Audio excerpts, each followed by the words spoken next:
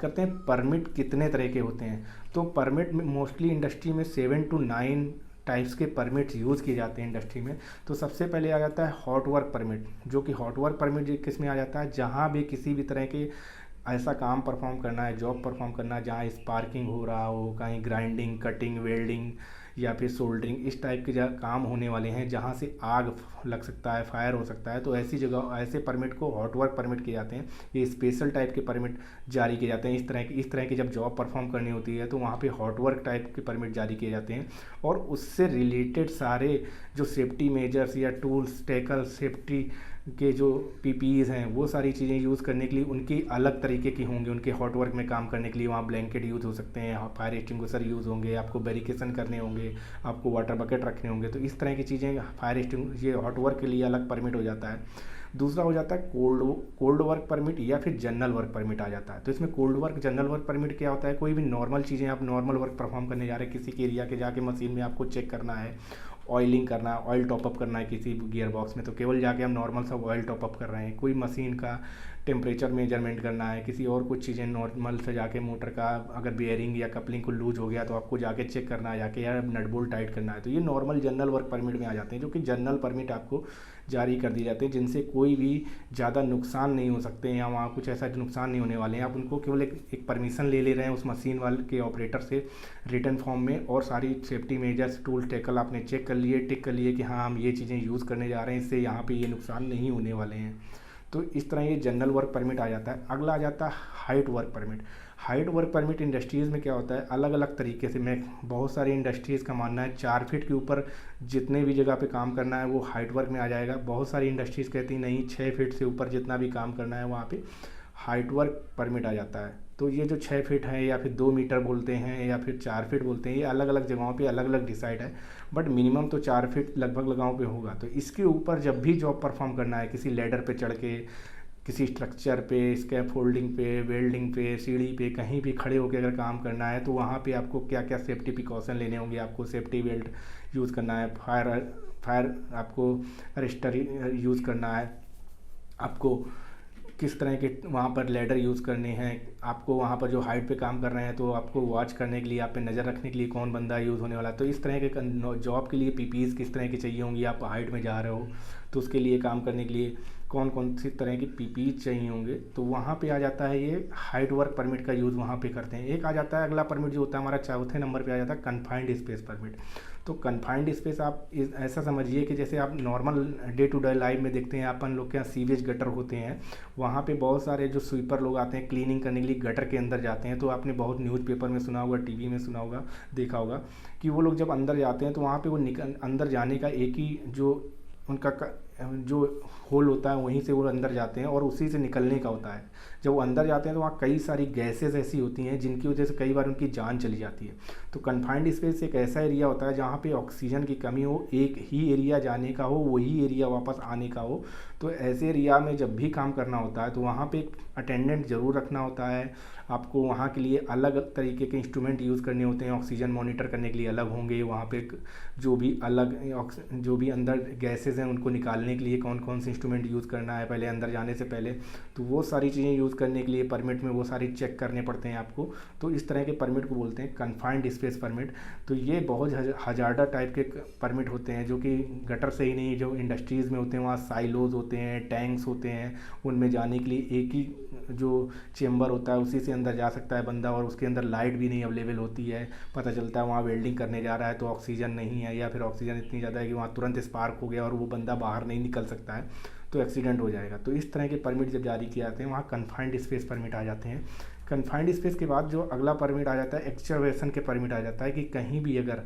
Digging करना है, खुदाई करना है, माइनिंग करना है, या इंडस्ट्री के कोई भी नया लेआउट है, वहाँ पर नया प्लांट लगने वाला है तो वहाँ खुदाई करना है, तो इस तरह के परमिट जारी किए जाते हैं। ये इसलिए होते हैं कि हो सकता है नीचे से वाटर लाइन जा रही हो, इलेक्ट्रिक की केबल्स जा रही हों, या फिर वहाँ पे वो ऐसी मिट्टी वहाँ की हो कि वो जब खुदाई करते टाइम पे वो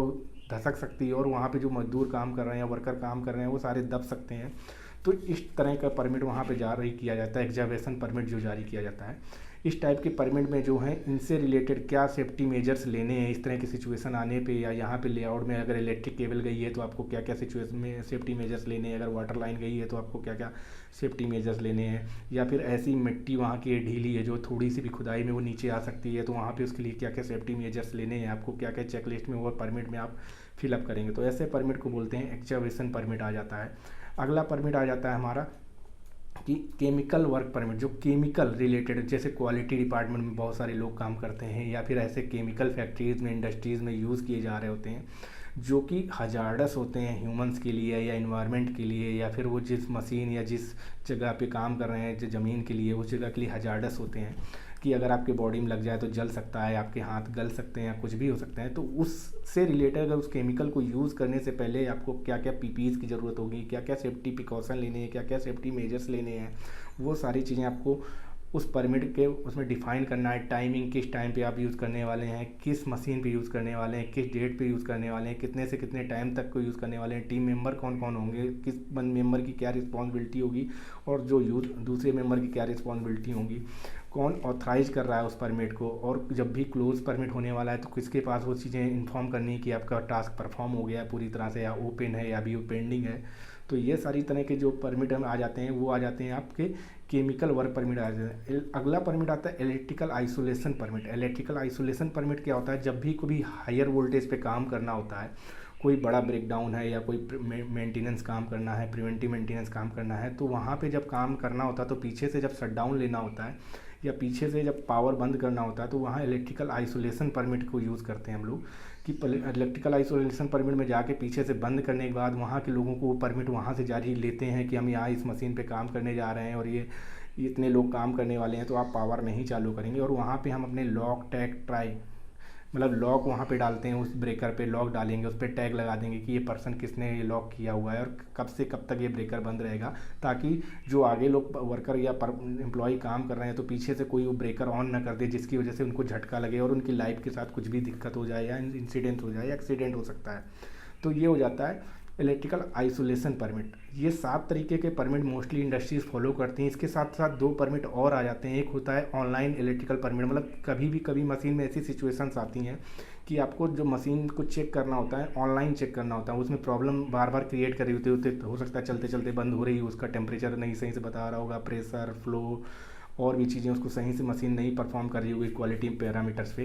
तो उस टाइम पे बंद मशीन पे आप नहीं चेक कर सकते, तो उसको ऑनलाइन ही चेक करना होगा। तो ऑनलाइन में चेक करने के लिए आपको उन जगहों पे जो इलेक्ट्रिसिटी के आपके कॉन्टैक्ट में आना होगा, चेक करते हुए मीटर से लगा चेक कर रहे हैं आप, कुछ भी कर रहे हैं तो ऑनलाइन जॉब कर रहे हैं वो उसमें हजार्डस ज़्यादा आपको झटका लग सकता है, उस एम्प्लॉय को झटका लग सकता है, शॉर्ट सर्किट हो सकता है, उसकी वजह मशीन को प्रॉब्लम हो सकता है, उस मैन को प्रॉब्लम हो सकता है, वहाँ काम करने वाले लोगों को प्रॉब्लम हो सकता है। तो ऐसे जगहों पे काम करने के लिए हमारा जो परमिट लेते हैं वो ऑनलाइन वर्क परमिट लेते हैं, जो इलेक्ट्रिकल किसी भी इलेक्ट्रिसिटी पे काम करने के लिए ऑनलाइन वर्क परमिट लेते हैं। तो ये हो जाता है 8वें तरीके का परमिट। और जो 9वें तरीके का परमिट आ जाता है ये हो जाता है रूफ एक्सेस परमिट। कई जगहों पे क्या होता है हाइट वर्क परमिट का ही जो अगला परमिट हो जाता है वो आ जाता है रूफ एक्सेस। कई बार क्या होता है जब आपको हाइट के अलावा जब रूफ पे जाना होता है, किसी भी बिल्डिंग की, किसी भी फैक्ट्री के रूफ पे जाके काम करना होता है, तो वो पता चलता है कि बहुत पुरानी रूफ़ होती है बिल्डिंग, वो फैक्ट्री पता चल रहा है 20 साल से, 30 साल से, 40 साल से काम कर रहे हैं, उनके ऊपर जो शेड पड़े हुए हैं इतने पुराने हो गए हैं कि पता नहीं कहाँ पे क्रैक है हल्का सा, कोई भी बंदा जब वर्कर उसके ऊपर चल रहा है तो वो नीचे आ सकता है, आसानी से गिर जाएगा और उसका एक्सीडेंट हो जाएगा और वो उसके लाइफ के साथ कुछ भी हो सकता है। तो उस जगहों पे एक्सेस करने के लिए, ऊपर जाने के लिए उसको रूफ एक्सेस परमिट के परमिशन लेंगे। और ये परमिट जो होते हैं कुछ बहुत कम लोग जो उस इंडस्ट्री में होते हैं तो उनमें से बहुत सीनियर पर्सन को परमिशन दी जाती है कि ये ऐसे परमिट वही लोग जारी कर सकते हैं,